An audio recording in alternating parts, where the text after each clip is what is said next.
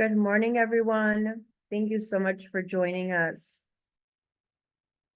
Good morning. This is our FAFSA and student loans webinar.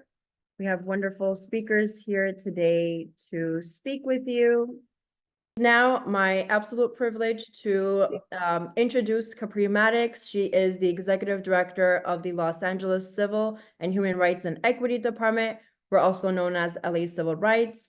She was appointed to the department's first executive director in 2020 to address systematic racism and bias in the areas of commerce, education, employment, and housing. Under her leadership, LA Civil Rights continues to work towards leveling the playing field through partnerships with communities, organizations, and its commissions and advisory bodies. She has worked for the city of Los Angeles for over 30 years and is a proud double graduate of Cal State LA with a Juris Doctorate from Pepperdine Law. Capri, take it away. All right. Thank you so much, Araxia. I'm so grateful for you and Angie leading this space. I'm sure we have other folks from LA Civil Rights that are on this call with us today. I just wanted to tell you that I'm joining you from UC Davis in Sacramento. I'm at the UC Davis Law School, where we are preparing another group of people to take on leadership roles in the city of Los Angeles and beyond, maybe. I'm a guest of Pepperdine School of Law, and we have representation here from Pepperdine School of Law. So upward mobility programming is who we are, and that's what we do at LA Civil Rights. We are intentional to make a difference and to be the inequity busters of Los Angeles. And we couldn't be more grateful for Selena and Danette for being here with us today.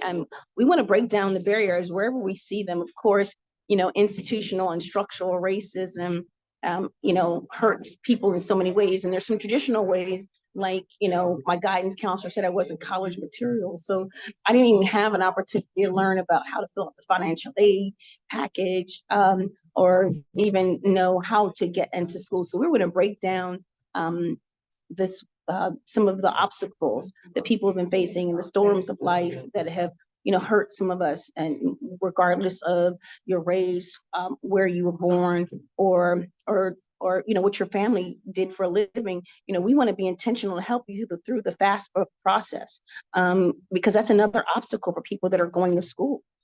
We want to be intentional to let you know that we see you, we hear you, we know what's going on. We know what's going on in the college application process. We know that having an opportunity to know how to get funding so you can make a difference. The world's counting on you. People are counting on you, not only your family, but these are some tough times in the 2020s. And we want to be intentional to make sure you have all the tools, whether it's just helping you through the financial aid process. And couldn't be more, grateful for, this presentation. I was someone that didn't know a lot about the student loan process. That took me a long time to pay off my student loans from law school, but even from undergrad, my time at Cal State LA, and I couldn't be more grateful to have Selena here that, helps people, figure out some of these obstacles.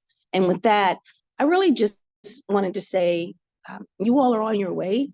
You're preparing for your future. And it's truly the honor of the Los Angeles Civil Rights Department to stand with you, during this time. And again, a big thanks to the staff at LA Civil Rights down in Los Angeles. And I hope to see you soon. But I'm bringing greetings from the home of UC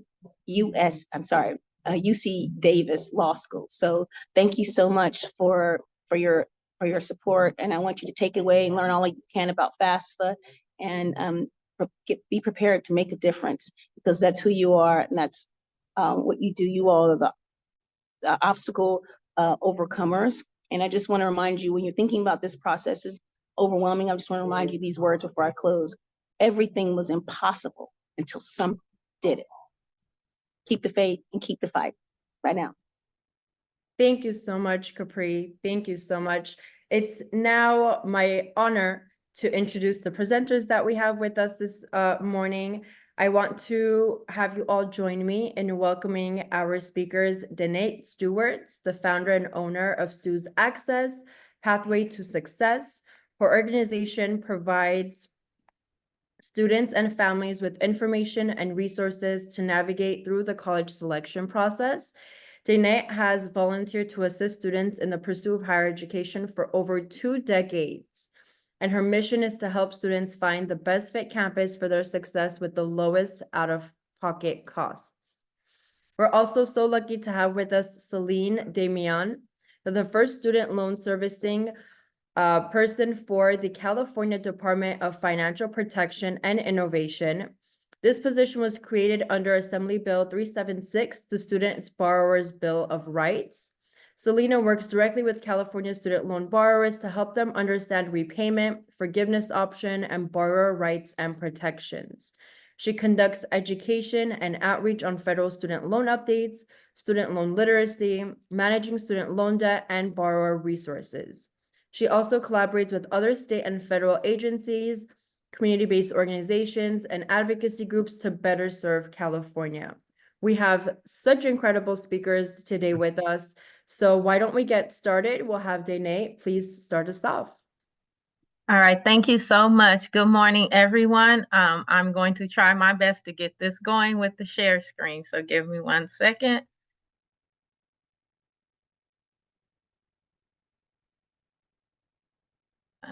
I hope so, and I hope so.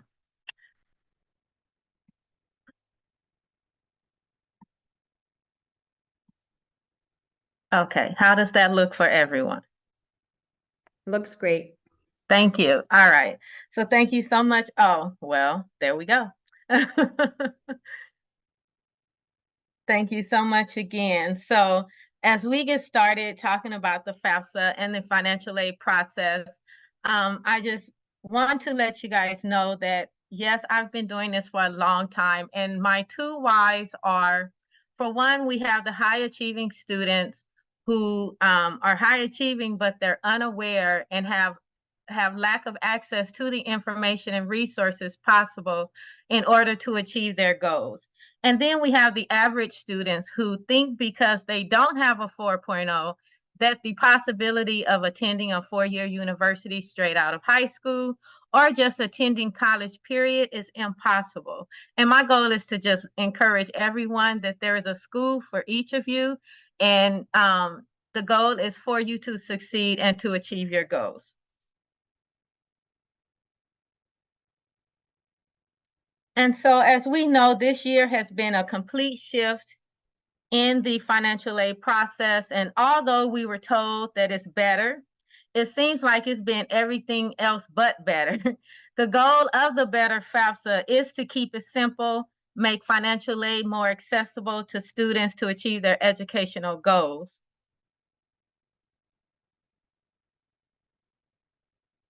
And so here are some of the changes that they have made to the 2024-25 FAFSA for the next school year. So the financial aid formula changes, right? It changed, and again, the goal is to give access to more students for the financial aid that's available to achieve their goals.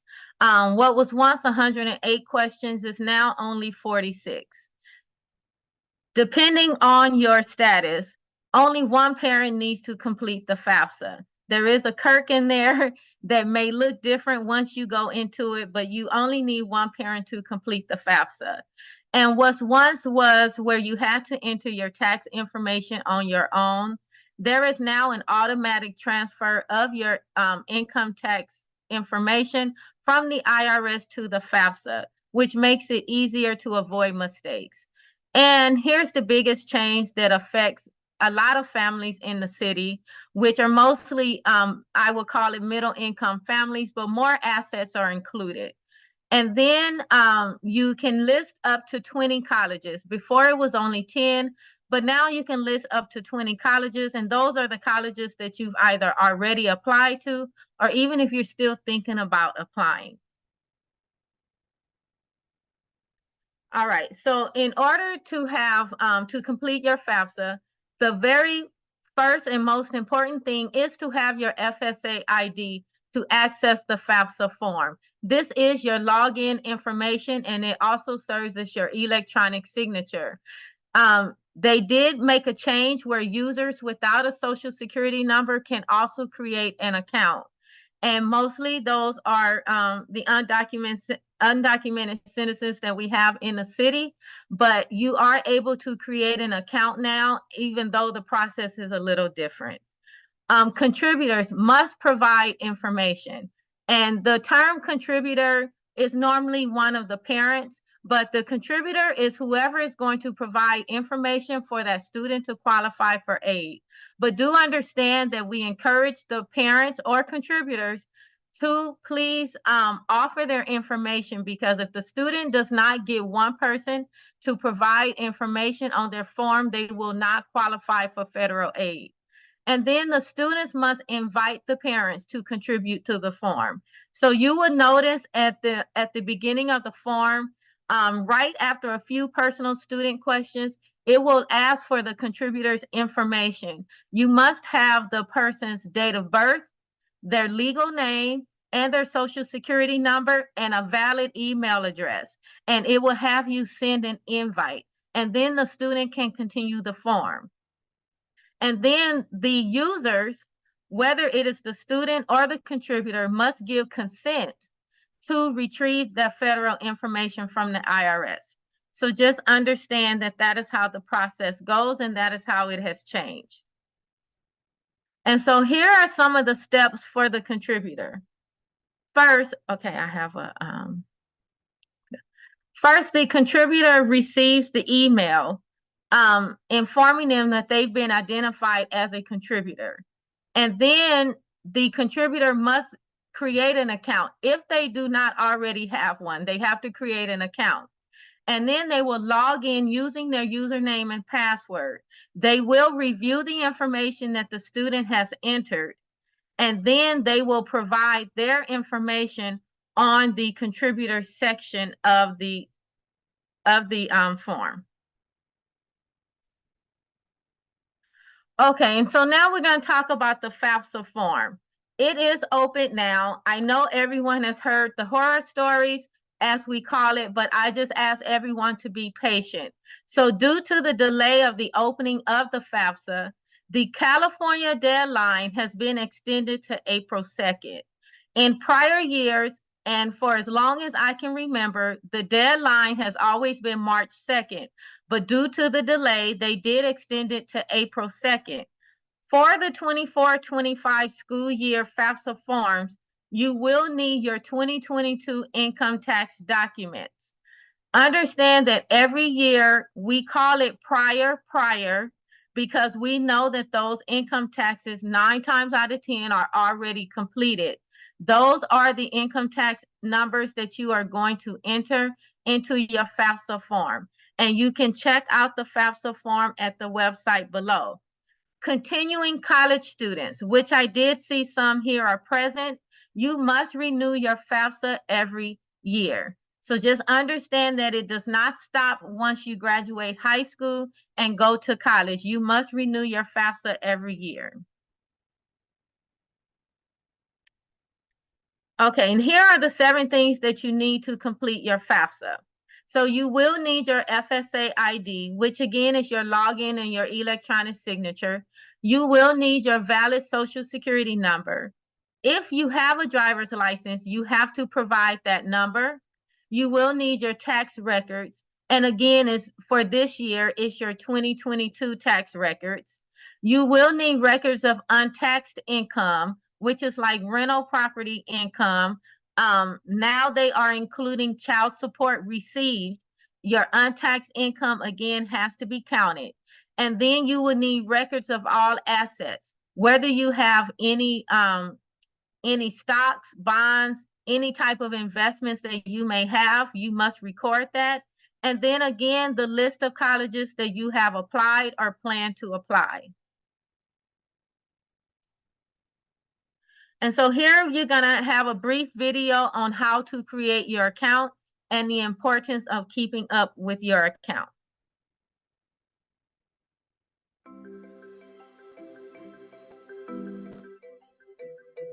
Perhaps you're a student, parent, or loan borrower who needs to apply for financial aid, electronically sign your FAFSA form, or access other benefits on studentaid.gov. To take full advantage of all our resources and log into studentaid.gov, you'll have to first create an FSA ID. Your FSA ID gives you access to Federal Student Aid's platform and can serve as your legal signature. Your FSA ID is your account username and password. To prepare to create your FSA ID, have your Social Security number, mobile phone, and/or your personal email address handy. To start, navigate to studentaid.gov and select Create Account. Once you're on the Create Account page, select the Get Started button. If you are completing a FAFSA form and are considered a dependent student, keep in mind that you will need to create your own separate FSA ID using your own personal information.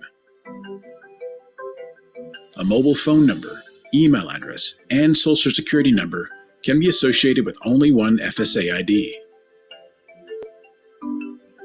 For helpful tips throughout the FSA ID creation process, select the question mark icons that display next to each field. Next, you'll create your username, enter an email address, and create your password. We recommend not using your school-based email address, since you will need to access your Federal Student Aid account after you graduate. Make sure you don't include private information such as your name or date of birth as part of your password. Quick tip: remember, an email address can be associated with only one username and password. Next, enter your permanent address and mobile phone number. Indicate if you want to use your mobile phone for account access. We highly recommend this option, as it allows you to use your mobile for two-step verification and will help you access your account if you forget your username or password in the future. After selecting Continue, you'll be prompted to choose your communications preferences.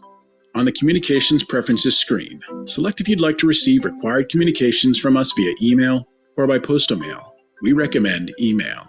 Besides the required communications, we'll occasionally send you informational communications about grants, student loan forgiveness, or income-based repayment plans you may qualify for.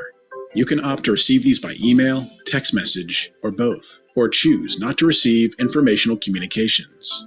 You'll also have the option to select English or Spanish as your preferred language for the communications we send you. Next, you'll select 4 challenge questions and answers. Memorize or keep these answers in a safe place in case you need them to help access your account in the future. Choose a question using the drop-down and add your answer in the text box. Select Show Answer to see your answer as you type it. Your answers are not case-sensitive.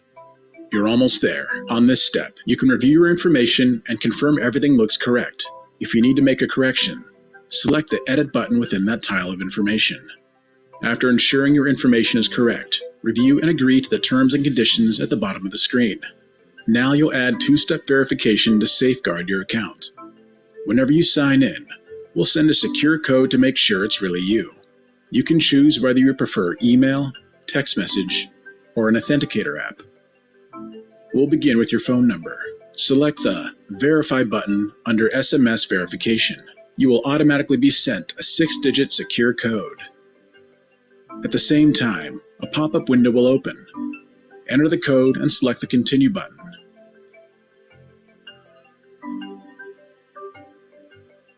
You'll see a green verified icon appear that tells you you're successful.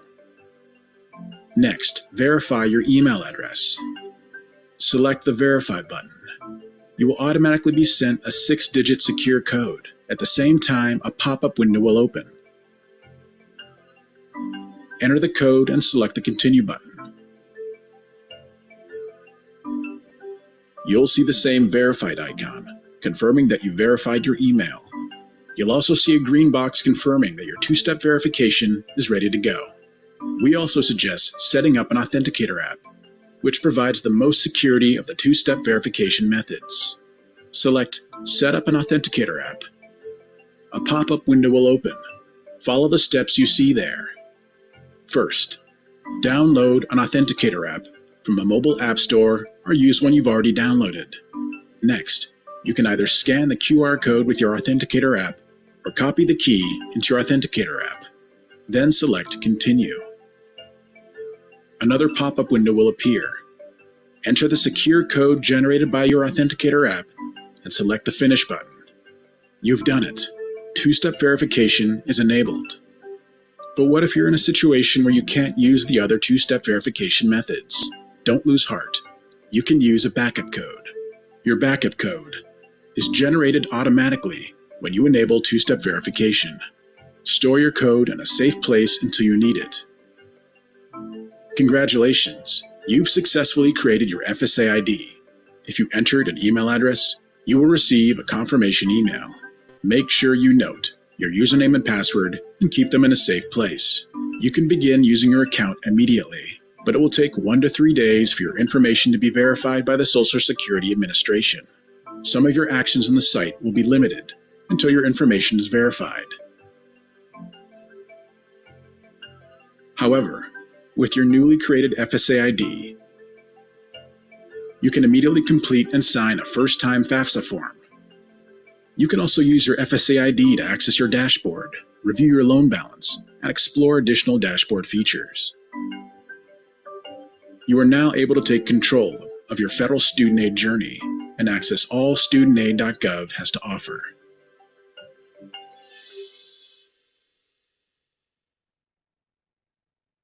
Okay, so again, if you all have any questions, I'm not sure if we said in the beginning, but if you have any questions about the process, we will have questions at the end of the presentation. So we will check that out for you.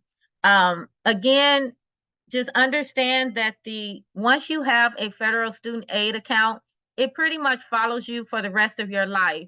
So students, if you know that your parents at some point or another, whether they graduated or not, if they attended college at any level, whether it's a 2-year, 4-year, or a trade school, and they completed a FAFSA, they already have an account, and they may not even remember their password. So I encourage you to, any parents that need to complete the process for their students that may be graduating this year or in college, please call the help number to try your best to retrieve your account.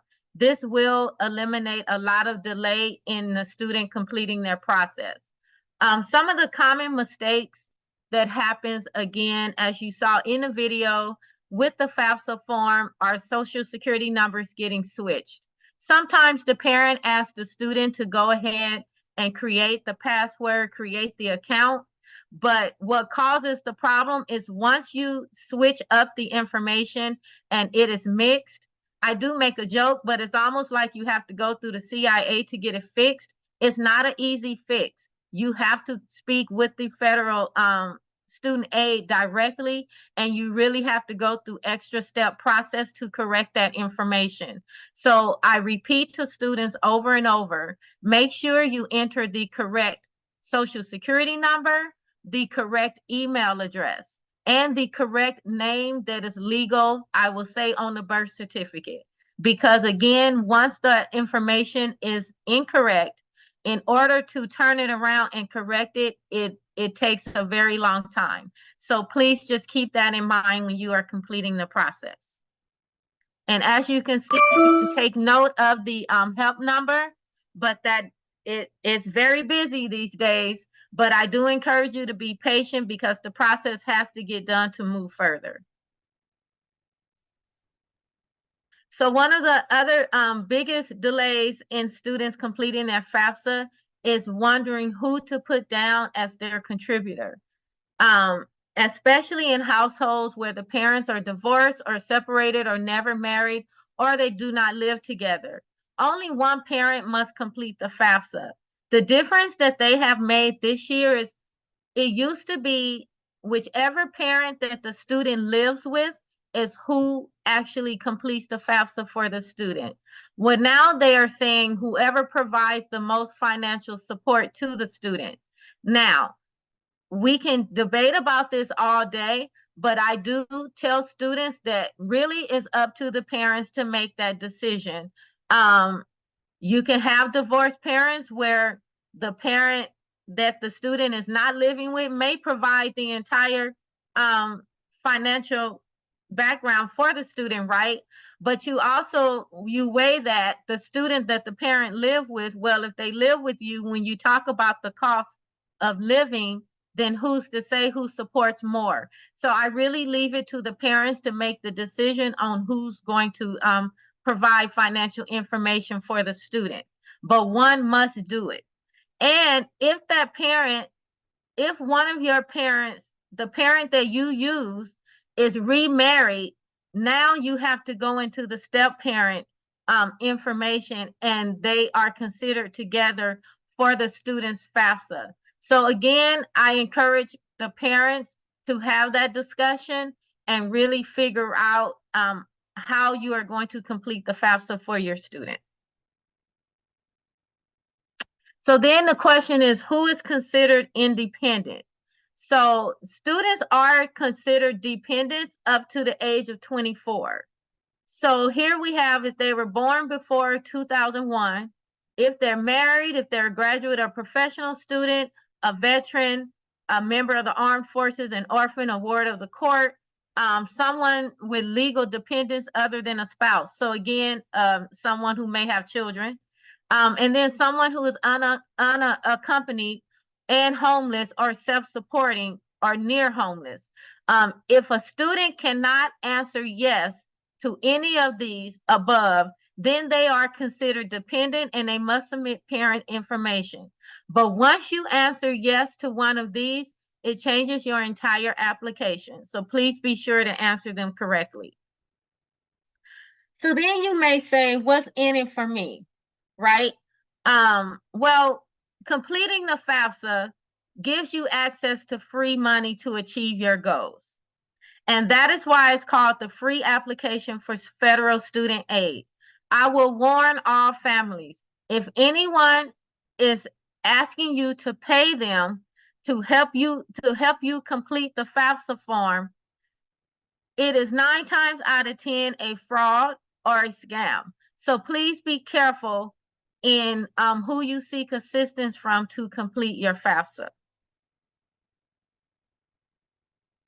So now you may ask yourself, why do you need financial aid? So now we're going to go through the steps of how the financial aid process works and what's exactly available to you. So what goes all into the cost of college? You have the basic tuition and fees, you have books and supplies, you have food and housing. Whether you live on campus, off campus, at home, you still have to maintain your home. Transportation, which are different ways of transportation, whether it's car, public transportation, Uber, Lyft, these are the updates. And then we say miscellaneous, but what used to be miscellaneous is now a requirement, such as a cell phone. So all of this matters when you are considering the cost of college. And so here are the different types of financial aid. So you have state aid, and today we will mainly focus on the state of California. You have federal aid, you have institutional aid, merit aid and scholarships, work study, student loans, and a CSS profile. So one of the most and the best programs that we have here in California are the Cal Grant programs. Anytime you hear the word grant, that means you do not have to pay it back. You do have to submit your FAFSA by the deadline. And again, this year it is April 2nd. There are different Cal Grants at different levels. You have to meet financial requirements. You have minimum GPA requirements. But Cal Grants can only be used at a UC, a CSU, private college, or a qualifying trade school here in California. This is why I tell students, once you choose to go to school out of state, you leave California money on the table. California is not going to give you money to go to school somewhere else. And that's what we have to keep in mind. I also want to tell everyone that although the state extended the deadline to April 2nd, given the consideration of all things right now with the FAFSA process, the college admissions decisions that are coming out, the UC and CSU campuses still encourage students to complete your FAFSA as soon as possible. They really say March 2nd, which is next Saturday. But again, please keep in mind that your FAFSA needs to be done as soon as possible so that the entire process can take place in time for you to make the best decision for yourself. And then something that the state started 10 years ago is the middle class scholarship. And the middle class scholarship is for family incomes and assets up to $217,000. It is a scholarship. It is not something you have to apply for separately. They will consider you qualified or not qualified for it based on your FAFSA form and the information that is provided. Some of us wish this existed 20, 30 years ago, but this is a change, and it really helps middle class, middle income families, because again, it's almost like you make too much to get help, but you don't make enough to comfortably pay for your student to go to college. So this is a great help to those families. The award is based on the cost of attendance. So it varies in different amounts, but depending on the school you choose, that they will determine how much of that middle class scholarship you will get. You do have to maintain satisfactory academic progress. And the good thing about the middle class scholarship is that it is renewable and you may receive it for up to 4 years. Another program that California just started about 2-3 years ago is the Californians for All College Course. It is a program where up to 6,500 undergraduate students who complete 1 year of customer service, 1 year of community service will receive $10,000 and just may possibly receive academic credit. There is only a select few colleges that actually participate. Cal State Long Beach is one of them. But you can go to the website and you can ask your school if they participate in this program. You have a few UCs, a few CSUs, a few private schools, and a few community colleges throughout the state that actually participate in this program. I do encourage you to inquire about it and really see if this is something that you can do for yourself. And then we have programs for foster youth. So the Cal Grant B is for foster youth who were in foster care from the age of 13 plus. You have the Foster Youth Access Award, and then you have the Chafee Grant, which is for current or former foster youth living in foster care for at least 1 day between ages 16 and 18. So these grants for the foster youth is to help those students who graduate high school and they get caught up in the transition because they've aged out of care for the foster home, but yet they don't really have a pathway to transition into adulthood. And so the state of California has created financial aid programs to enable those students to go to college upon high school graduation and actually break the cycle so that they're able to build a life for themselves. And here we have the federal aid sources. So you have the federal Pell Grant, the federal student educational opportunity grant, which is like a cousin to the Pell Grant. You have the Teach Grant, which is for students who are interested in becoming a teacher, the Federal Work Study Program, direct student loans, and a Parent Plus loan, which you will learn more about a little later. The Pell Grant, we have heard about Pell Grant more in the news in the last few years than we have ever. The Pell Grant was increased to $7,395 per school year. It's based on financial need and the amount varies. So some students may, and that's for the year, so they do break it up in each semester. Some students may only get $1,000 or $2,000 a year based on the income levels and their amount of need. But again, the Pell Grant, they are making it more accessible to more students. And then we have federal work study. Federal work study is part-time employment. It's actually guaranteed part-time employment at your school.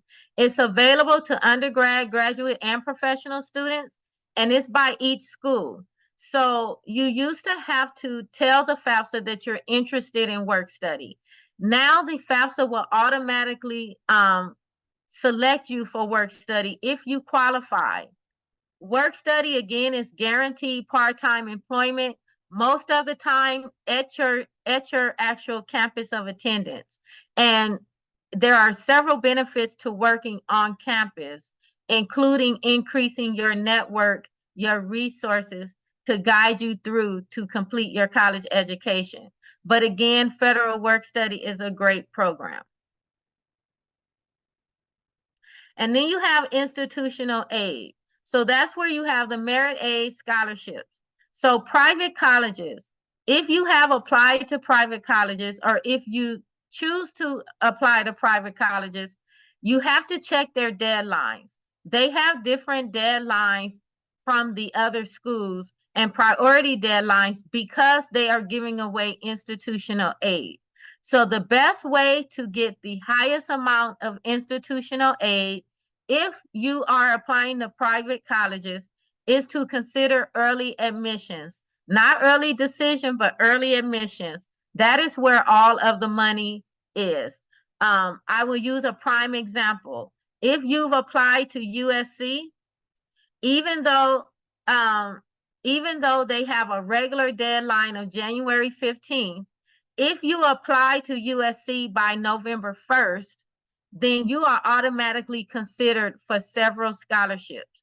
And this is why starting the process early and understanding who you're going to apply to and the requirements to apply matters, because the sooner you start, the more informative you are and the better decisions you can make to get the best outcomes possible.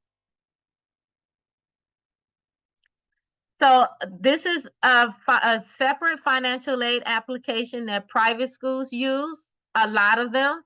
It's an online application for non-federal financial aid. It is similar to the FAFSA. It does not take the place of the FAFSA. If the school requires it, they will tell you. It's the CSS profile. It is managed by the College Board. Almost everyone knows College Board because they manage the SAT exams, okay, and the AP exams. But the CSS profile does cost to complete. It costs $25 for the setup and for the first school that you are using it for. It costs $16 for each additional campus. But please beware, they do have a fee waiver. So if you answer the questions correctly, you will qualify for a fee waiver. But again, the CSS profile is used at select private schools, and I encourage you to always pay attention to the deadlines. So this is how the financial aid process works and why everything is going the way it is right now. So once a student files their FAFSA form, it goes through the process. It will actually tell you that your application is in process. It normally takes up to 72 hours to receive a confirmation. I know that's not the case today with the changes, but it's normally up to 72 hours.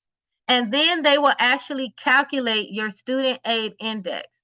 And your student aid index is the number that they say you as a household can afford to contribute to your college education. Now, here's where's the delay in what's happening right now. Once they process your FAFSA goes to the schools,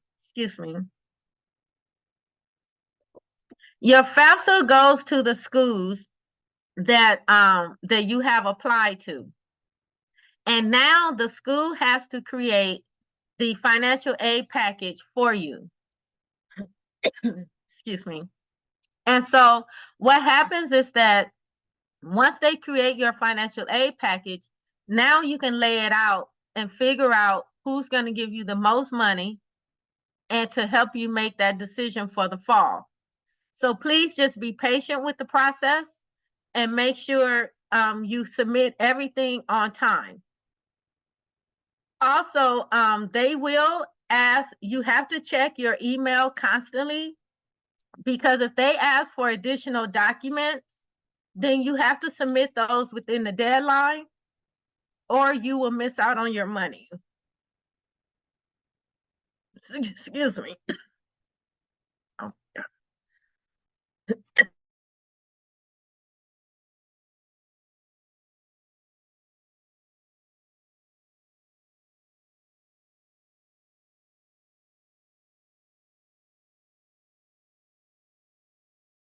excuse me, I'm sorry.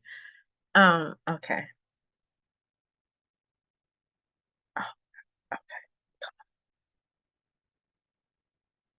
Okay, and so the financial aid formula is the cost of attendance minus the student aid index minus the other financial aid. And this is how they determine your need.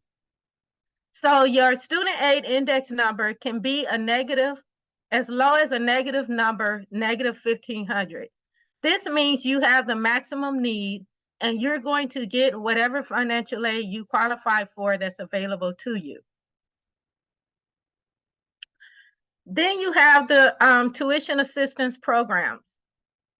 This is just a select few of corporations who actually offer assistance to students, to employees, to the children of the employees that work there. Sometimes they offer scholarships. Sometimes they offer where if you pay for your class and then you submit, excuse me, certain documents, then they will reimburse you for that course. I always encourage students and parents to inquire. Always ask and inquire and make sure you understand what's offered to you.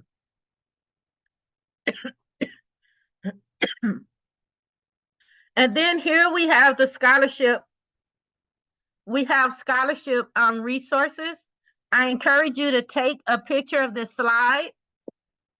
The key is to apply,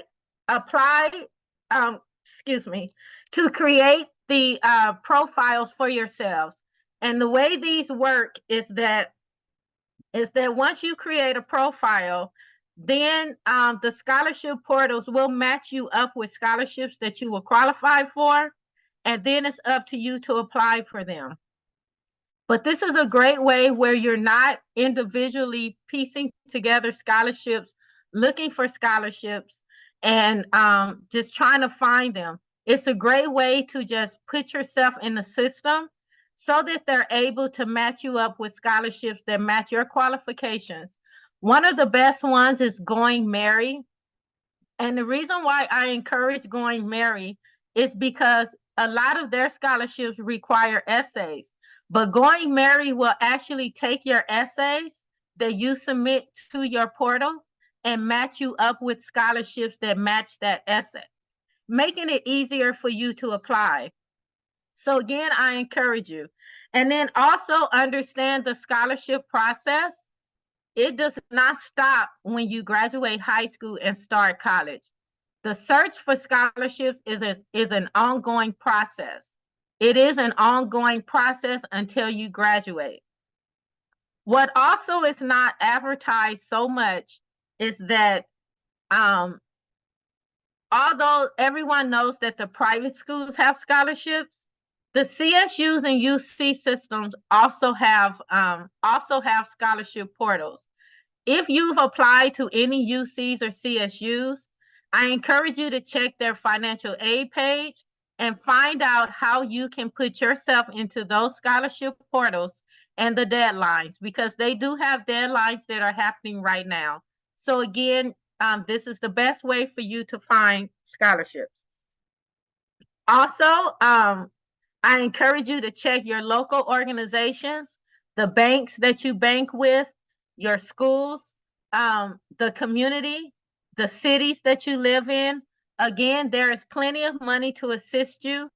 but I do encourage you to search and ask people that you know. You never know when there is a scholarship that you may qualify for. Okay, and so here again, if you need help with anything, I offer free college admissions consultations. We do have student packages available, but I offer one-on-one advising as well as group advising, helping you through the entire college search process of building your list, the application process, the essay writing assistance, and then your scholarship search. So you're welcome to contact me. So I thank you guys so much again. I thank you for having me today. And if you all have any questions, I'm not sure if we're following the chat, the Q&A, or if we're unmuting, but you are welcome to ask your questions. Thank you so much, Danette. You're so appreciated. That was a wealth of information. I have taken note of all the questions that came in during your presentation, and we'll take a few moments here to answer them before we move on to our next presenter. The first is, what is your website? I do not have a website, but you can follow me at Facebook and Instagram. I post college higher education updates all the time. Perfect. The next question is, if you did do your 2023 taxes, can you use those numbers for FAFSA this year? No, it is required. 2023 will not be used until the following year. It's always the 2 years prior. So you have to use your 2022. I will say this, that we know that a lot of things have changed post 2020, right? And so when people ask that, whether just go through the process, whether your income or your financial status has increased or decreased, or some type of change has happened, to just feel comfortable with applying for it.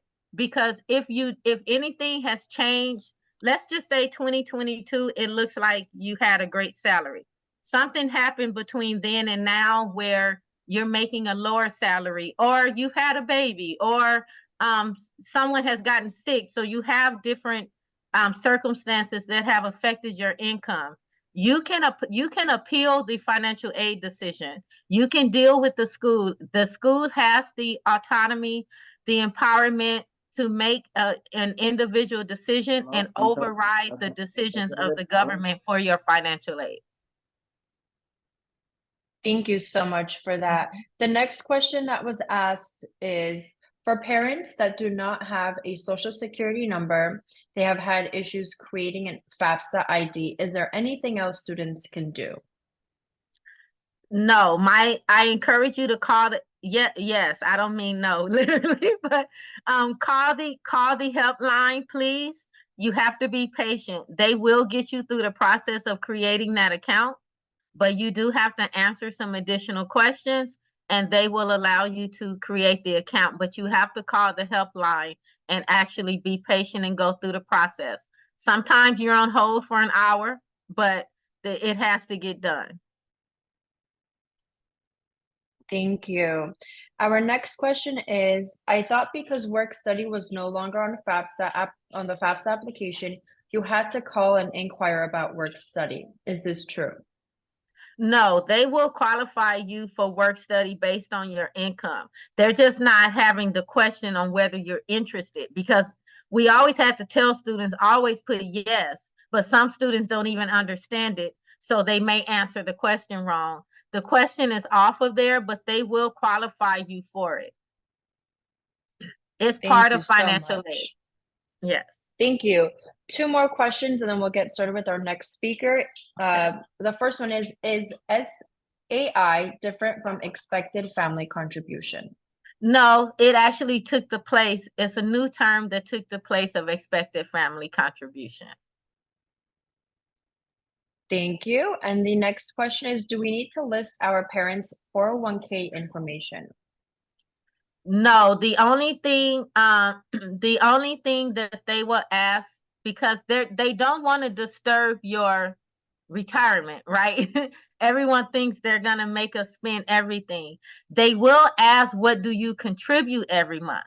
Because then that's a matter of what you can afford, right? it goes into your current income. They won't ask for the balance of your 401k, but they will ask how much do you contribute every month. Thank you so much. That was super, super helpful. Our last question that we got quite frequently was, can we get a copy of the recording and where is the link to the website where the recording will be stored? I will make that announcement for everyone here. The recording will be uploaded on LA Civil Rights website a few days from today once it is processed and ready. The website is laisforeveryone.com.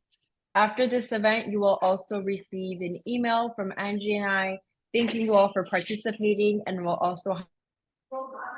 So, Oroxia, let me just ask one more question to Danette that we saw in the chat. This was something that I think might be useful for the Spanish interpreter. So we have an individual who are their parents, and they are in Tijuana, so they're tourists. They have the tourist visa, but their son was born, and his guardian is actually his brother-in-law.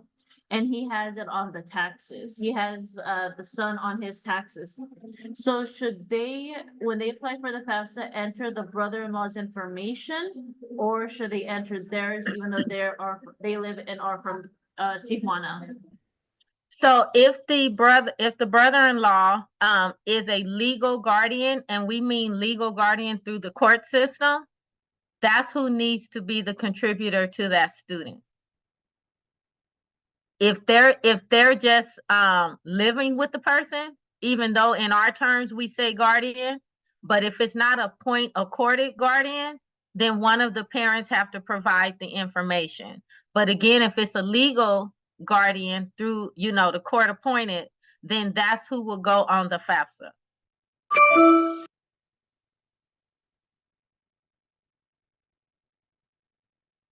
Hello, and I have a question as well. May I present my question? Sure. Okay. Yes. If my student did not list all of the schools she applied to on the FAFSA form, how can we add the remaining schools that we applied to onto the form, even though we've already submitted the FAFSA form already? Okay, so the student will have a chance to do that. So before you can go in and correct your FAFSA, but due to the process right now, sometime in March, when they start the process of sending the information to the schools, they will also add the correction option back to the FAFSA, and then you can go in and add the other schools. You will be notified. You will probably receive some type of email sometime in March, telling you that the process is moving along, and that you can now go back into your FAFSA and make corrections, and you can just add the other colleges to it. So just be a little patient. Oh, okay. Because even if some of the schools have said, oh, our deadline has passed, but their school is not listed on our FAFSA, will that create a problem as well? Well, it depends on whether you applied in state or out of state, because remember, out of state schools, every state have their own deadline. That's one thing that everyone has to remember. Also, for scholarship purposes, a lot of schools have their priority deadlines. So it depends on where you applied. But I know for California, with our deadline being April 2nd, once March hits and they continue the process, you will be able to go back in and correct it. So it really just depends on where you applied. The best thing, though, you don't have access to your FAFSA to correct it until they release that correction option. So you really just have to hold on a little bit and get that part done. Okay, thank you. Okay, you're welcome. Awesome. Thank you, Danette. So if you could unshare so I can begin sharing and we can thank you. Have Selena. I'm going to begin sharing your presentation. So 1 second, share and slideshow. Take it away, Selena. Thank you. Thank you. And thank you, Angie, for having me. Thank you, Dainetta, for that information. I learned something every time I hear a FAFSA workshop. So My name is Selena Damian, and I am the student loan servicing ombudsperson. Basically, I'm the advocate in the state for student loan borrowers. And I work with the Department of Financial Protection and Innovation. Next slide, please. We are the DFPI, and we are California's Consumer Protection Agency. So what we do is we regulate companies of financial products to ensure compliance, and this includes student loan servicers. I will talk about student loan servicers in a few minutes. We accept and take consumer complaints. We take enforcement and legal actions when companies are not in compliance, and we conduct education and outreach, such as this one, to ensure that consumers have as much information as possible. And believe it or not, students and college students, even high school students, are considered our young consumers. They're going out into the college world. They're making financial decisions. So it is very important that we provide education not only to older Californians or my age Californians, but to younger consumers, because it is very important that they understand these decisions that they're making. We also protect consumers from fraud and abuse. Next, please.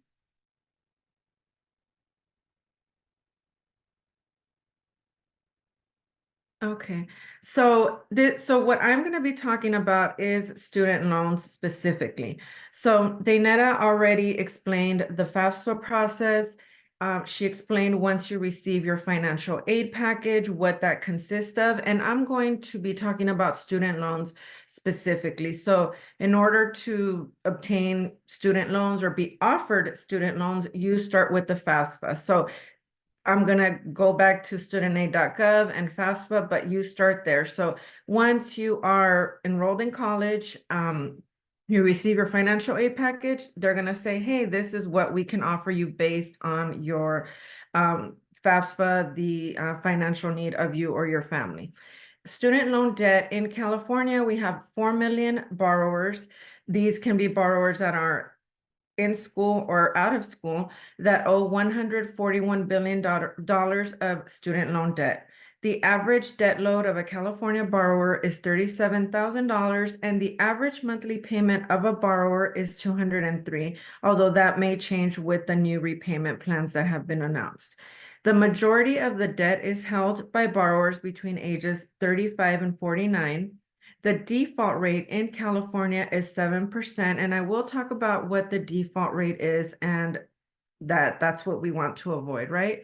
Borrowers who attend for-profit institutions have a higher debt amount, and they make less progress in paying the debt down. So in 2016, 83% of graduates from four-year for-profit institutions had an average debt of almost $40,000 higher, $40,000, which is 41% more than graduates of other institutions. So if you're going to a for-profit institution, you will be paying more. In the United States, borrowers owe $1.78 trillion of student loan debt, and that amount is increasing on a daily basis. It may be higher now, but after you adjust for inflation, the nationwide federal student debt has increased sevenfold from 1995 to 2017. Next, please. One thing that is important to note, and which is the reason why I'm doing this today and why it is important that we are talking about student loan debt as part of this financial aid package, right? Is because we know that there is an outsized impact or a disproportionate impact to students of color. So there is a disproportionate debt held by women, low-income borrowers, and borrowers of color. And this could be for many reasons. It could be because of the rising cost of tuition and fees at public colleges and universities, the racial wealth gap, which results in less family support. So basically, we're coming in, first-generation students, students of color are coming in with less family savings to assist with college costs. Predatory institutions and practices, which have historically burdened borrowers and targeted at borrowers of color who are not able to attend the four-year universities, the UCs, the CSUs. So we're talking about the ITT Techs, the career colleges, right? The ones that we've been hearing in the news a lot. The Department of Education is working to really rid those institutions and penalize and do a lot of the forgiveness. But for many years, we have had these colleges that have been preying on students of color. And then the gender and racial pay gap. We know that a borrower in a 75% minority neighborhood is 5 times more likely to fall behind on their student loan payments. Women hold nearly 2/3 of the national student debt, and default rates are higher for Black borrowers, followed by Latinx borrowers and first-generation students, and Black women have the highest rates of default. Next, please. And in the UC system, this is a graph to just show, so the UC system serves over 220,000 students across 9 undergraduate serving campuses. 29% of undergraduates are underrepresented minorities, 41% are first-gen students, and 37% are Pell Grant recipients.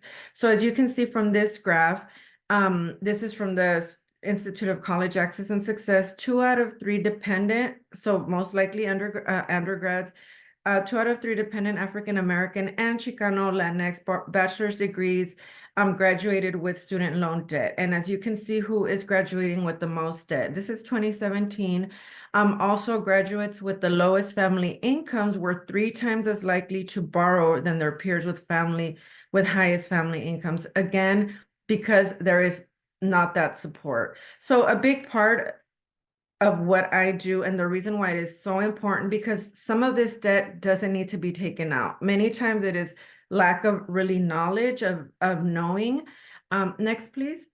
And lack of preparation, right? So the fact that you're here today is just awesome, because I know with the FAFSA, there's a lot of information. It's confusing. It's sometimes hard to grasp. You have deadlines here, deadlines there.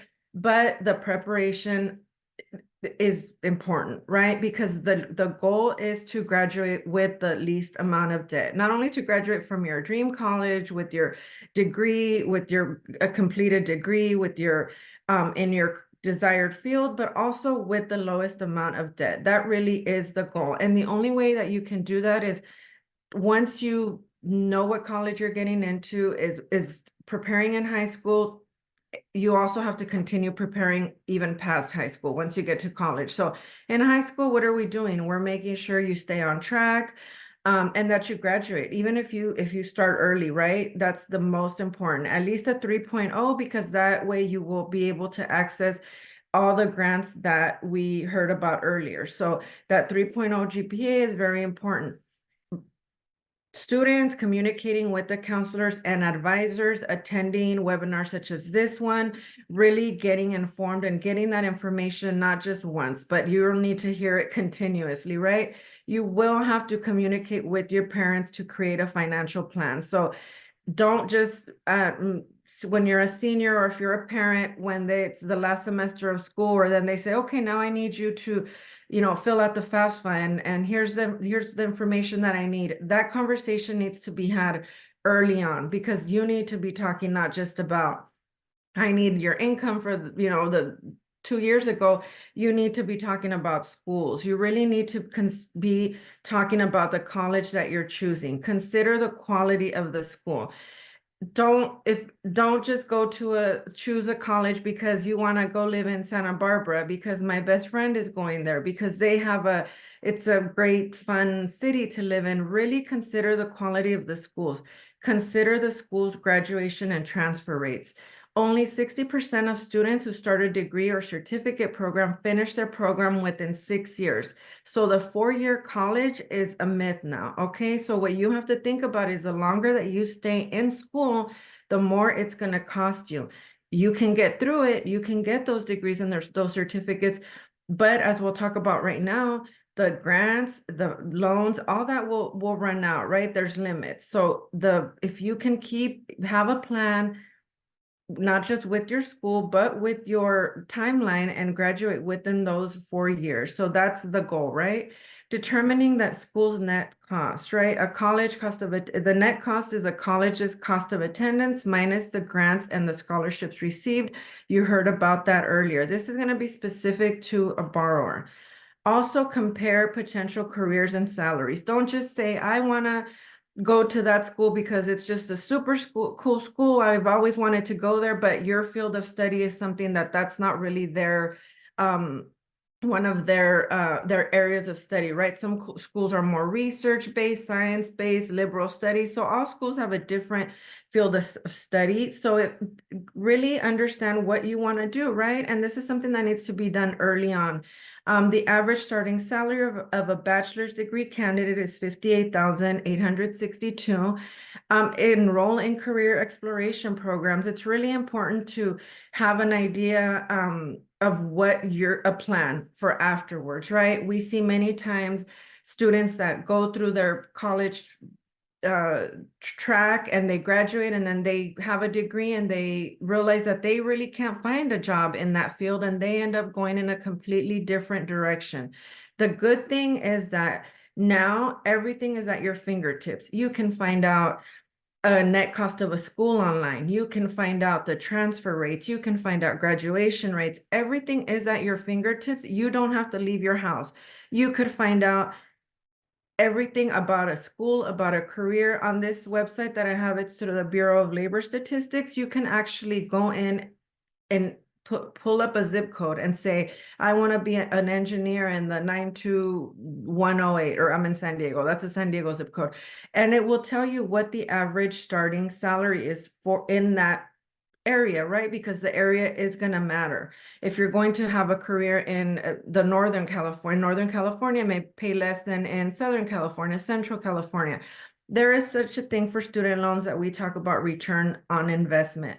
Never borrow more than you expect to earn in your first year after graduation. So there's actually a return on investment calculator. It's your average yearly income for your degree times 10 divided by your total cost of degree. It's a financial formula, right? And that's really like finance people use it if you're really, but really the key point to understand is if you're gonna make 40,000 in your first year, you want to make sure you're not taking out more than 40,000 in debt, okay, for your entire schooling. How much earning can you expect versus how much the degree costs? Again, those are things that we're looking at. And the reason, because this debt is something that you will be carrying for the rest of your life. So unfortunately, your planning, like I said, doesn't stop once you graduate high school. So next, please.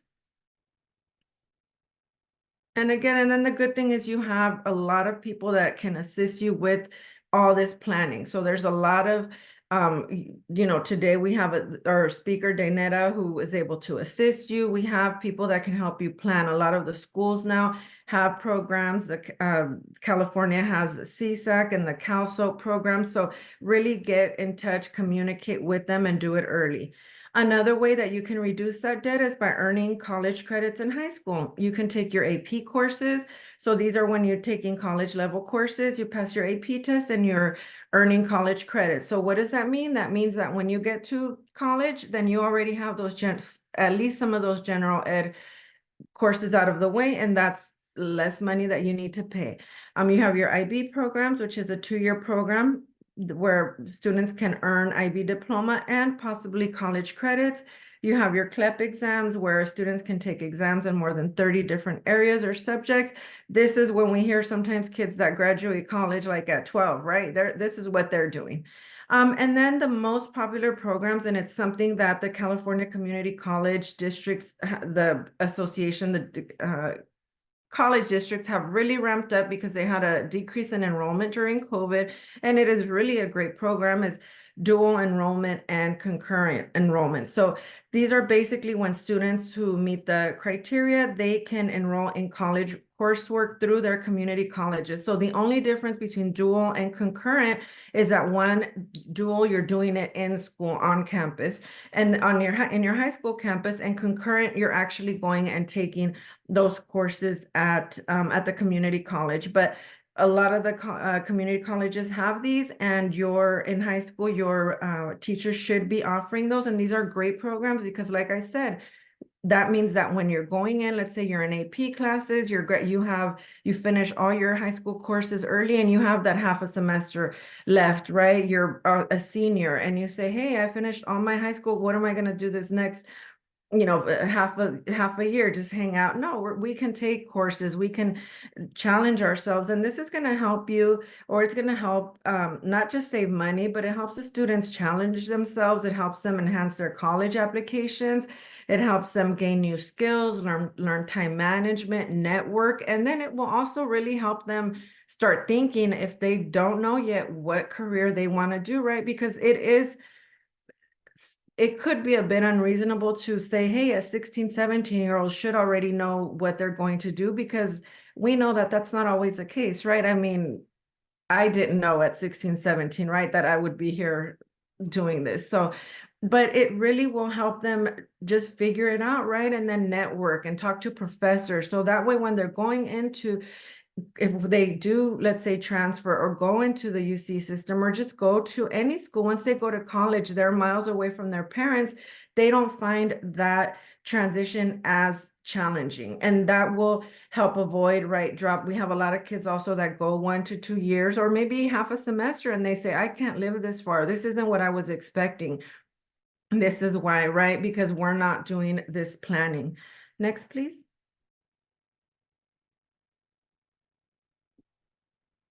And I believe, yeah. So what kind of higher education institutions do we have in California? We have 116 community colleges. We know these are the least expensive. You can earn your associates and then transfer to a 4-year university. Some of the community colleges, including the one here in San Diego, have started offering bachelor's degrees. So I know in San Diego for it's a information technology or IT degree, a few of them are trying out bachelor's degrees, which is great because, again, the cost, right? There's the I Can Go to College. You hear that they're doing that campaign right now again because they really want students to take advantage. So even if you don't go directly to community college, you can still be enrolled, right, concurrent or dual enrollment through the college system. Then you have 23 California state colleges. So those are your CSUs, publicly funded. They're going to be less costly, cheaper than the UCs, and there you can earn your bachelor's or your master's. Then you have 11 UCs. That's going to be your UCLA's, UC San Diego, UC Santa Cruz, right? 11 of those publicly funded. They cost more than the CSUs, and there you can also earn your bachelor's, master's, or even law degrees for both, right? And then you have your private colleges, right? Those are not publicly funded. They could cost more or less in some of the public colleges. It just depends. And these are just in state. So keep in mind that whenever you go out of state, you will be paying more because you will probably have to pay the out of state tuition. So really always consider, right, the in-state options, unless you're someone that really just has an idea, really, I want to go there. That's maybe you're an athlete and you have a certain sport that you're dedicated to. So you can, with planning, anything is possible, right? So I've seen students that go through the UC system with no debt, right? Students that go through through a private out of school with no debt. And then I've seen students that go through community colleges and they're coming out with a lot of student loan debt. So it really is planning, and part of that is being here today. So you can find all the rates, all the information on the colleges, and understand that. So we talked about the FAFSA. If you're filling out the FAFSA, any institution, any career technical schools, even like a beautician, a barbershop school, that's considered a private school, private colleges. If you're filling out the FAFSA, when you're going in and enrolling into the school, that means that they have access to all that aid that we talked about. So they have access to the grants, the scholarships, and the loans, okay? So as long as the school is accredited through Department of Education, they're having you fill out the FAFSA, that means that you're going to be able to access these loans that we're going to be talking about. Next, please. So again, your types of financial aid through the FAFSA, the grants, your federal work study, and your federal loan. So when you fill out that FAFSA, your package, they're going to say, this is you get your award letter, And then even once you're in school, when you, every semester or every quarter, you're going to have to be accepting, you want to accept all the grants, accept all the free aid, right? Your federal work study. And then in that same package, you're going to see your loans. Okay. So remember, those are the ones that you're going to be offered through the FAFSA. Then you're going to have private aid, which are those scholarships, and they could be offered again by the schools. They could be offered through, through your parents' employers. Scholarships are all over. My only suggestion or recommendation is just be very careful that you're not paying anyone that's saying, hey, I can give, there's all these scholarships, all this free money. All you have to do is subscribe or sign up. Be very careful with that. Then you have your private loans. So your private loans are loans that are offered by by the lender, such as a bank, a credit union, a state agency. So California has some loans, the state of California, and any school, any loan that is offered directly by the school is also considered a private loan, because it's not going to be able to, you're not going to have all the same repayment options and forgiveness options as federal loans. So you're going to be offered the federal loans through the FAFSA. Just the number one thing that recommendation is access all that free aid first. All right. Because anything with loans, whether they're federal or private, that's money that has to be paid back with interest. Next, please.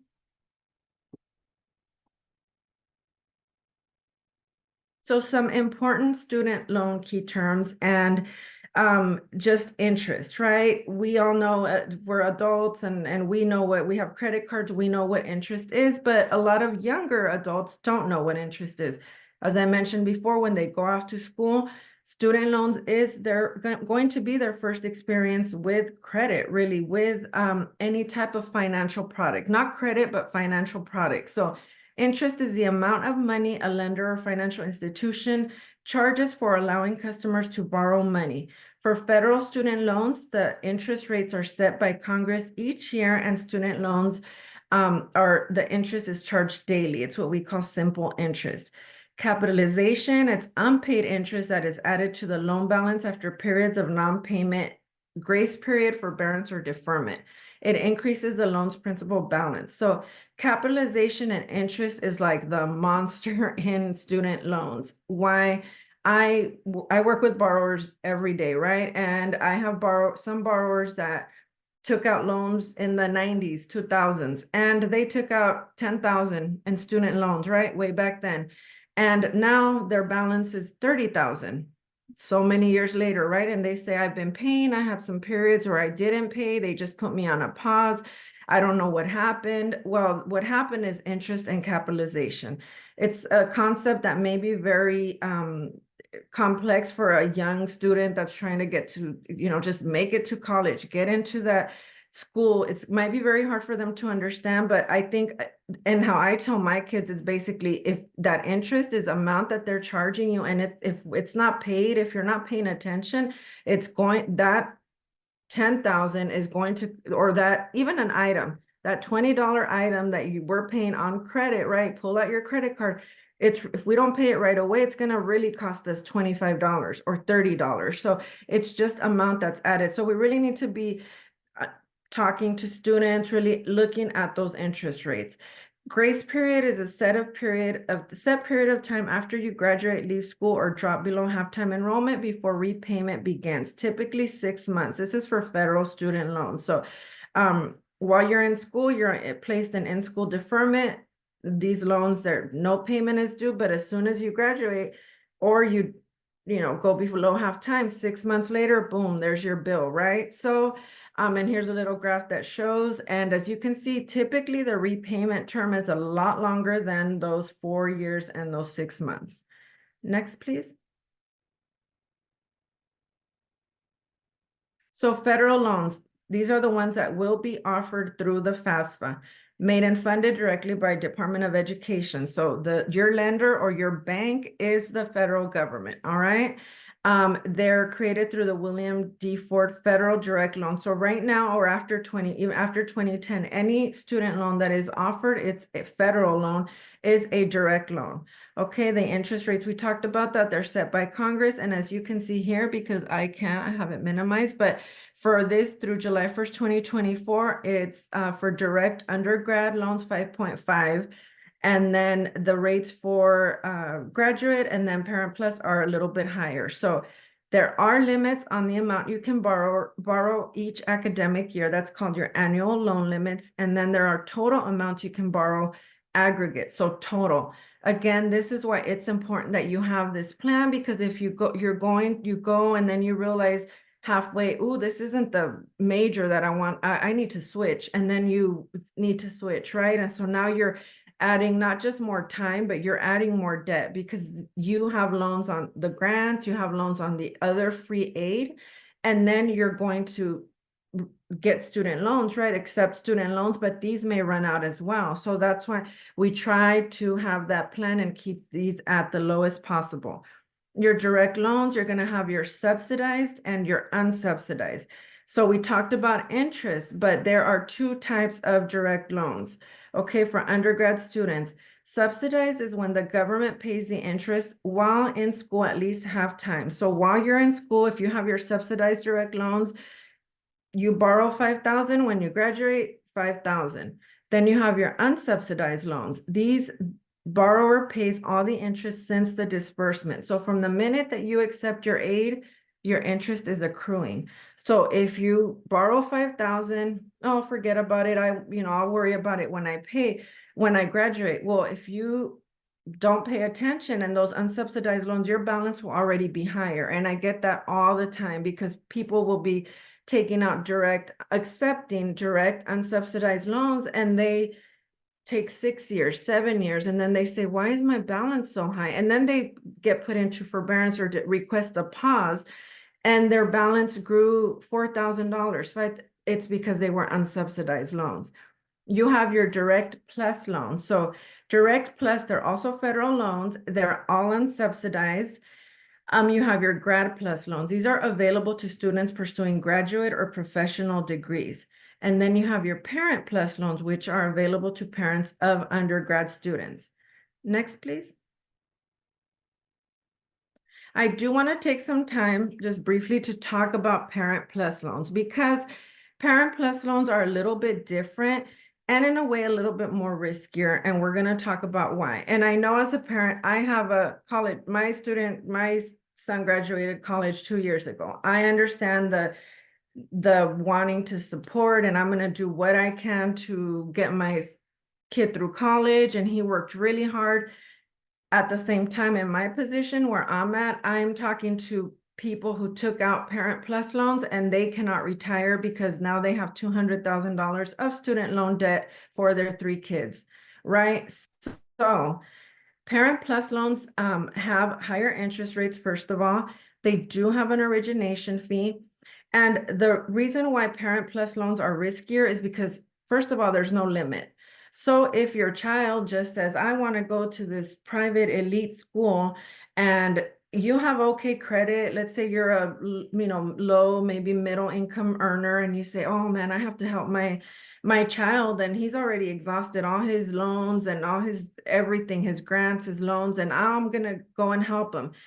They're not going to say no to you. They're gonna let you borrow whatever you need, right?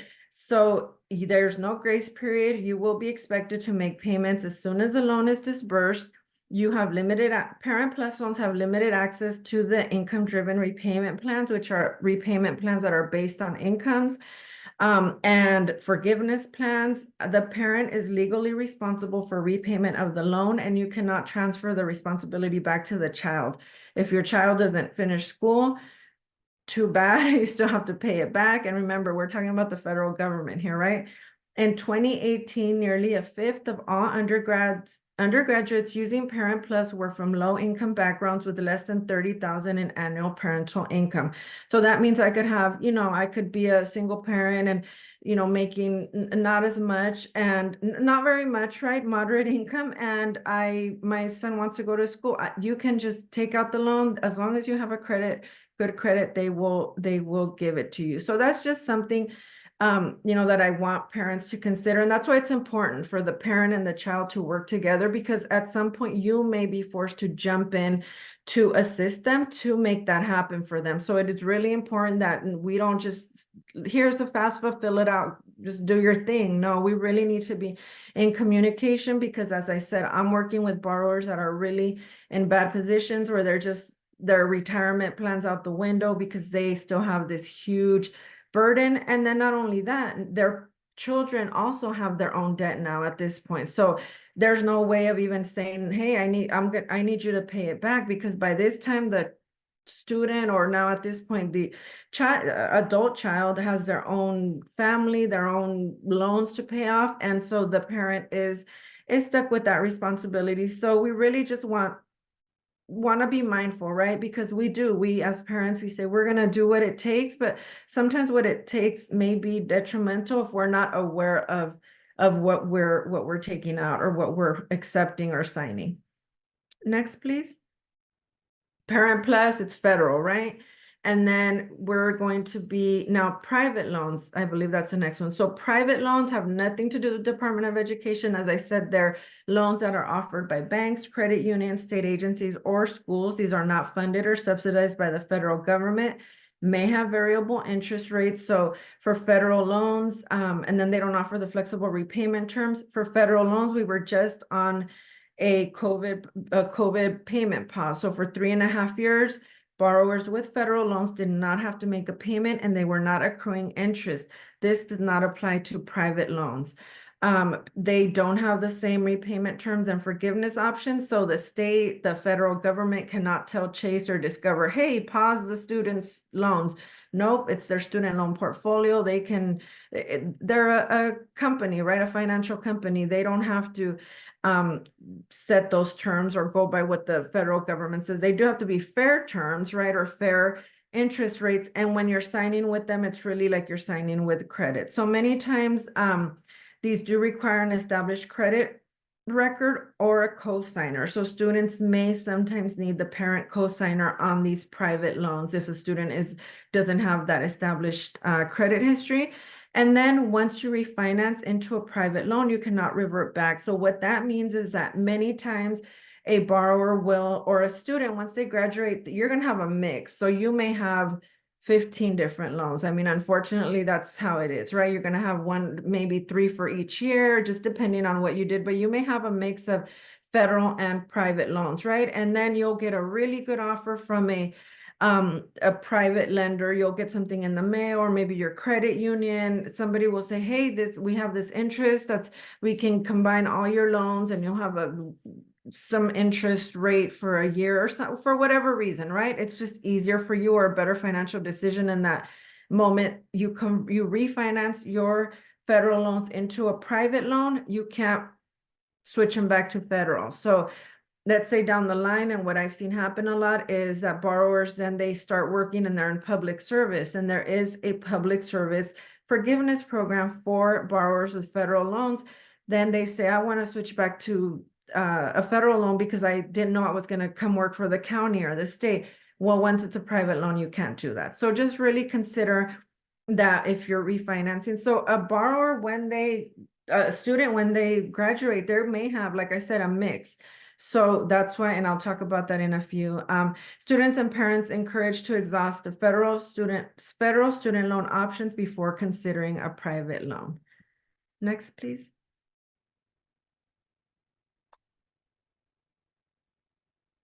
So prior to repayment. So this is while we're in school, right? So many times, don't wait until your senior year in college to say, oh, let me see how much debt I've accrued, or let me see. This is something that really, and I wish the colleges would be doing that, right? And the educational institutions would be assisting with this. There's a few throughout the country that do this, but sort of really help students keep track every year, right? Review your student loan history yearly. So it's important that you know your current balance, like at the end of your first year, say, okay, where am I at with my debt? The goal is to keep that debt as low as possible. And know your balance and your interest rate, know your loan type, right? Know the name of your loan servicer for each loan, know when your grace period is and when your repayment starts. So keep that in mind. Create an account on your servicer portal and studentaid.gov. That's studentaid.gov where you're filling out that FAFSA that we just talked about for about 3 or 4 slides. That is going to go with you through the rest of your, 20, 25 years, right? So you're going to fill out the FAFSA, apply for aid. And then when you get into repayment, that's where you're pulling up your loans and find out where you're at. Complete that mandatory exit counseling. There is information there on rights for your loans. Check your credit report. As I said, your student loans may be your first experience with credit. So you leave high school, your credit is clean, you graduate, and there's Department of Education. So when you go try to lease a car, rent or buy a car, when you try to rent an apartment, when they pull up your credit, there's your Department of Education loans, right? Federal student loans will list Department of Education as your lender. So just make sure that they're being reported correctly, that your the dates are the disbursement are correct. I have borrowers who say they didn't report my loans correctly 20 years ago. Yeah, that's really hard to assist with. Understand your responsibilities and options. Create a strategy to pay the debt and then track any future debt. As I said, a borrower may have a mix of federal and private loans, and you can start making payments while you're in school to pay down the principal or interest. So I mentioned those unsubsidized loans that start accruing interest. You can make interest-only payments on those loans while you're in school. So at least you're paying off that interest while it shouldn't be a lot, right? If you're not taking it, depending on the amount. So if you're able to, we know that it's when you're in college, that's the last thing that you're trying to do, but really it's something that can be very beneficial for you in the long run. Next, please. I've talked about the lender and servicer. So for federal loans, your lender is the Department of Education. When you're back in repayment, when you have questions about your loans, you probably will never speak to someone with Department of Education. That's just how it is. And with everything going on, the Department of Education contracts with these companies are called student loan servicers. They are your main point of contact. This is a company that tracks the loans while you're in school. They send the bill every month. They collect and they process loan payments. They process repayment plans, deferment. So you may be transferred through several servicers throughout the life of the loan. So you can't pick who you're placed with, okay? So these are basically federal contractors and they manage those loans. Historically, they haven't been very good at doing it. That's why we hear so much in the media about it. And part of the reason why this administration has created programs to help borrowers, because we have had many, many issues with these servicers just not managing these loans correctly. And then the Department of Education, honestly, not managing them correctly, right? So it's not a fault of one entity, but that's why it's so important for the borrower to know your loan. Whenever I help somebody, I ask them, what type of loan do you have? 85% of the time they will tell me, I don't know. And these are borrowers that have had their loans for a while. So they're just paying. They get a bill, they're just paying. They don't understand if it's federal, private, if they're paying the servicer, if they're paying the lender. I get calls and they say, Department of Education is not answering. They're not taking my money. Well, because they're not the ones they're not your servicer, right? So that's going to be a very important distinction. And for those of you that will be in repayment, you're going to have those 2 portals, right? Your studentaid.gov, which is going to be that portal from the beginning, from high school. And then you're going to have your student loan servicer once you're in repayment. Next, please.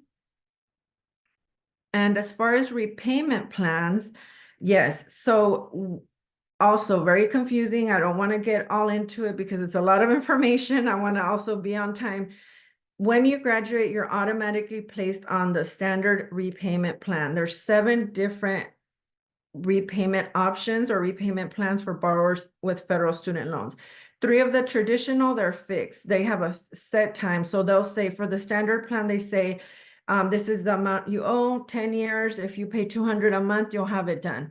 It'll be done. Graduated, where it starts at an amount and it continues growing throughout the life of the loan. But think about it. The shortest plan is 10 years. So that's how the shortest repayment plan is 10 years. So once you're graduating, that means if you're going to be carrying this for at least that much if you're not on track or have a small amount and you're just able to pay it off. Then you have 4 IDR plans. So the income-driven repayment plans, they set your monthly payment amount at an amount based on your income. So most borrowers, when they graduate college, they want to get on an IDR plan because, of course, unless you have a job secured, you're good with everything finances, this is probably going to be one of the best options. There's a new SAVE plan, which has a forgiveness component after 10 years of repayment. This is also a new plan. So it's not as easy as just start paying your loans because you do have all these options to choose from. So again, planning and really knowing your loans, right? Studentaid.gov again has a simulator where you can enter what you owe, put your income, and you'll get an estimated monthly payment. So studentaid.gov does have a lot of tools for borrowers, a lot of information in there. It's going to be your go-to. Next, please. And so why do we want to stay on track? Why is it so important? First of all, to limit that debt, to stay on track with our payments, and to really pay attention because you want to avoid delinquency and default. For federal loans, delinquency is the first day after you miss a student loan payment. If you are delinquent for 90 days, then you will be reported to the credit bureaus. Default, now that's the most severe consequence for student loans. For a federal loan, so you're considered in default after you haven't made a payment for 9 months, 270 days. The consequences of default include losing eligibility for other financial aid. It includes wage garnishment, withholding of tax refunds.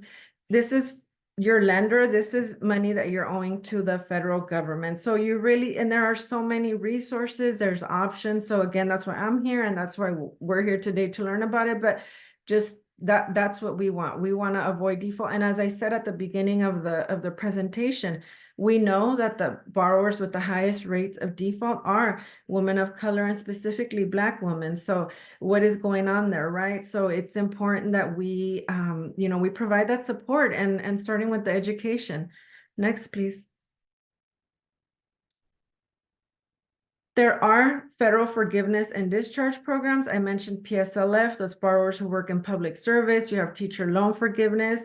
There's income-driven repayment forgiveness. So if you're on an IDR plan, after you'll receive forgiveness if you're in repayment after 25 years. Again, we're talking 25 years, right? The newest SAFE plan has that 10-year component, total permanent disability discharge or borrower defense discharge. We heard information, we've been hearing on the news too about like a blanket debt relief. We know that they're working on something right now for possibly a different program since the debt relief was blocked by the Supreme Court last year. One thing that I just tell borrowers is do not count on forgiveness. Even my own child, right, who is in public service, but I said, let's try to make a plan and see how this works. Things may change. So these programs are available right now, and PSLF, teacher loan, we don't really see them at any risk of going away, that forgiveness, but depending on the administration at the time, they just may not be for student debt relief, right? And they may it may be somebody that says, hey, you have to pay your loan. So I just continue with that. Just try to keep the debt as low as possible and then make that plan, right? Don't count on forgiveness because even applying for these programs, it's not as straightforward. There's a lot of difficulties in how the programs have been administered, and it's not just like it happens automatically in most cases. It is a whole process to access that forgiveness. Next, please. We talked about College Corps, and then these are it's community and military service, right? That could assist you in paying paying for college, the Peace Corps, if you volunteer. You can also use money that's provided to pay for your tuition, AmeriCorps, and military service. I didn't put a slide in, and I should have mentioned, but everyone should really look at CalKids. CalKids is a program that's administered through the state of California. If someone can put a link in the chat, but CalKids has right now $500 for all students on 12th grade and under that are attending a low-income school. The parents just has to create an account. So they have to be identified as low income, and then, but it's a great program. CalKids, it's a little bit different than the Scholar Share 529 program, that savings plan, but you can take your money from the CalKids and put it in, invest it in the Scholar Share 529 account. Next, please. And I think these are some of my key takeaways. Be proactive and create a plan. Communicate with your family, counselors, and financial aid office. Ask questions, continue reading the information. You need to hear it more than once. Exhaust grants, scholarships before accepting student loans, so that free aid. And then once you are accepting student loans, remember, let's try to stick to those federal loans if possible. A loan is a legal obligation and has to be paid back whether or not the student graduates. Only borrow what you need and keep track of how much you are borrowing. Student loans are a great tool, but it is a tool. It is a tool that if it's not planned accordingly, it could limit your financial future, and that's what we want to avoid. And then next, please. I think this is our scams and our scams, also the Bill of Rights. This is a protection through California for California borrowers, and it's just regarding how their servicers have to basically provide customer service to them, and certain laws regarding for student loan borrowers. Next, please. I want to get to the scams, student loan and financial aid scams. Very important, know the name of your student loan servicer, verify the information. Research companies do not pay anyone to help you with scholarships, help you with applications. Never give out your login information or passwords. At studentaid.gov, that password is going to be very, very important. Do not subscribe, sign any contract with anyone. Just remember, there's nothing a company can do for you that you can't do for free. The loan servicers and federal government will usually email. They're not going to be calling you nonstop unless you're in default or something. Then they'll have someone call. If someone is offering you a special access or urgent or don't miss out, it may be a scam. Right now, you can research anyone. If you get a letter, it has an emblem that looks like it could be from a school. It could be from the Department of Education. Read the fine print. So at the bottom, many times they will say, we are not affiliated with the federal government. Or Google the name of the company, and they'll sometimes have names that sound really official, like Student Aid Services, something. And so just be very careful, and then file a complaint if you have been a victim of fraud. You can file it with us or with the Federal Trade Commission. And I believe that's it. Next, please. Yeah, and then here's my email. Here's our webpage, and then Bureau of Private Post-Secondary, where you can look at any private schools that are accredited in California. The CFPB has great tools for young consumers. And then, of course, the studentaid.gov site, which is going to be your go-to for everything from start to finish, hopefully when you're done repaying those loans.